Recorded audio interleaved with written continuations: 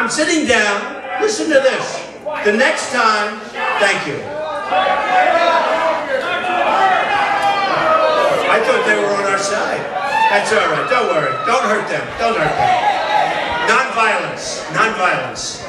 We want to be non-violent with those people. We want to be non-violent with those people. That's okay. That's all right. So what happens is the next time I hear we're taking in 200,000. They want to take in 200,000. Okay? 200,000. And you look at the reports, it's going to cost billions of dollars. You know, we owe $1.9 trillion. We owe $1.5 trillion to China, $1.5 trillion to Japan. Think of it. We owe think of it. We owe 19. It's impossible for us to survive as a country if we keep being stupid. We're not going to have a country like that. We're not going to have a country like that. So, look at the size of this guy. You were so nice. They are so lucky you were so nice. Thank you very much. That's non-violent. Every once in a while we talk about non-violence, right? You're surprised to hear that from Trump, aren't you? But we have now, so we have 19 trillion in debt. We have to get rid of it. We have to start at least knocking the heck out of it. And to bring these 200,000 people in, 200,000, that's like an army. Maybe that's it. Because I look and I see the migration, which is sad. But then I look and I keep looking. I said to my wife the other day, I said, I don't see too many women. Rosie the Riveter strikes again in Waterloo on the 7th of October 2015 at a Donald Trump event. So we gathered and listened, waited for 2 hours standing on our feet, and about 10 minutes into Mr. Trump's talk, we started chanting "Climate Action Now" and holding up signs. And a gentleman behind me pushed me very hard. It felt like he hit me and pushed me and almost knocked me over and knocked me into a couple of the our people standing in front of me. We had been warned by a security person who recognized that we were up to something because of our bandanas and our shirts, that we probably were up to something. He came up to me beforehand and said, we won't allow any disruption here. If you're disruptive, you will be escorted out by the police. I said, thank you. And he left, and so we decided not to stick around very long. So after we did just probably less than a minute of that, we started to leave, and people parted the way, and were fairly courteous, most of them, to us. Some of them said, get out of here, or other nasty things. But more than one person thanked us, and one woman came up to me and held out her arms and said, thank you for doing that.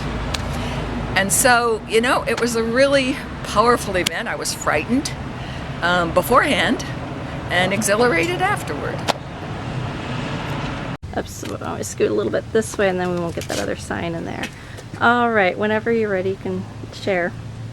Well, it was eye-opening to watch myself not react and become one of them who was doing the pushing. I could feel Miriam being pushed against me, and my natural tendencies would be to protect her, but we just peacefully walked out, and on our way out we were met by grateful people who didn't have the loud voice and the t-shirt and the ability to state what they were feeling, so they were thanking us for doing it for them and for the planet. Just let me know when you're ready, or actually you can just go when you're ready. I'll start it. It was the scene was really, it felt terrible. People do not understand the real issues that are out there. They're only thinking about their own personal agenda. They really need to think on an ecological scale. And we really need to care about this climate. That's the most important thing. Our impact on the climate. Really need to get off the fossil fuels and get to renewable, clean energy. While I was there, the man took my sign out of my hand and threw it on the ground and ripped it up. But as we were walking out, another man thanked me. It was very kind of him, and that pleased me.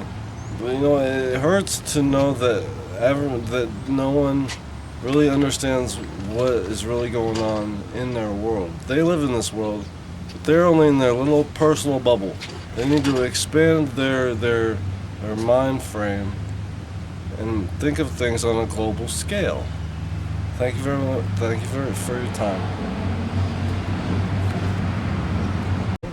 Well, it was really outside my comfort zone. I've never actually done that kind of interruption of a speech before. It was hard, but I felt it was really, really important. I'm sure that's the only time that climate change was going to get mentioned in this event today was with us taking that action. And we got Trump's attention. He responded. We certainly got the audience's attention. Some of them responded rather aggressively, and it looks like we got the media attention. 2 different media outlets came and talked with us afterwards, and we'll see what they do with it. But it felt like the right thing to do, and I think we probably need to be doing more of this given the urgent nature of the climate crisis. Okay, it was an interesting experience. I was sitting among the disabled because right now I am temporarily disabled, and I wasn't sure how I was going to get through the crowd, but there was no doubt that we were being watched because even though I was by myself, this red bandana and this shirt were kind of a giveaway, and so I think it was security people who parted the crowd and said, "Let her through, let her through, let her through." And so it was like Moses parting the waters. I just walked through, and then people started saying thank you, or just touching me on the arm like a supportive gesture. And it was like I wasn't sure whether they were thanking me for leaving or thanking me because we were witnessing about climate action. But at least there was a realization that something had been going on there, and that there were 7 of us who were making a witness. Will be compiled so that the other comments you're going to use an assemblage, right? Yeah, I'm going to use an assemblage, yes. Okay, right. Yeah. Well, today was a challenging day. The other folks who I was shoulder to shoulder with said it all very well, and it was a little bit pushing through some limits and some fears, and I knew that it was not going to be pretty when we started to chant climate action now. The people all around us knew, and I expected some of them would get physical, and they did. And so one thing I learned today is that I'm stronger than I think, and I can work through my fears and stand up and say and do what has to be said and done if we're going to have any chance to move forward and have a living planet for the rest of humanity and for all the other creatures who share this beautiful planet. We all have to develop the capacity to go in deeper and be brave and not be disrespectful, but out of a place of love to try to communicate that this is an existential moment for all of us and for this planet. So actions like this one, trying to bring the subject of the overwhelming challenge of climate change into the conversation as we try and select the next president, it's absolutely essential.